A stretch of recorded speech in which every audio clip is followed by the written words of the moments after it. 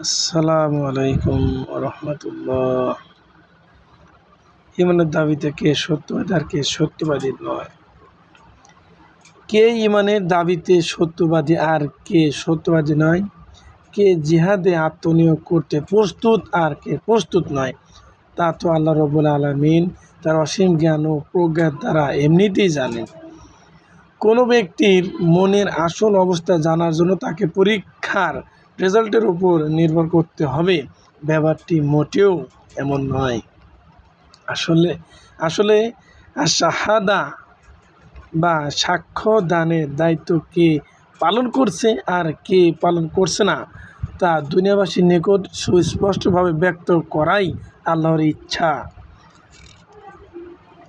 আল্লাহর প্রতি ঈমান পোষণকারী যেই যেই কোনো ব্যক্তির এটা অবশ্য কর্তব্য যে সে তার কথাবার্তা ও কাজকর্মের মাধ্যমে সাক্ষ্য দেবে যে সে আল্লাহর সার্বভৌমত্ব মেনে নিয়েছে এবং কারো আল্লাহর নাফরমানিমূলক নির্দেশ পালন ও শাসন কর্তৃত্ব গ্রহণ তার পক্ষে সম্ভব নয়।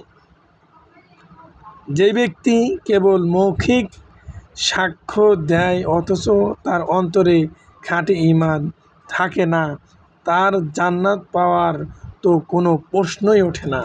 তদুপরি মেকি ঈমান নিয়ে তার ইসলামী সংগঠনের অবস্থানও আল্লাহর নিকট পছন্দনীয় নয়।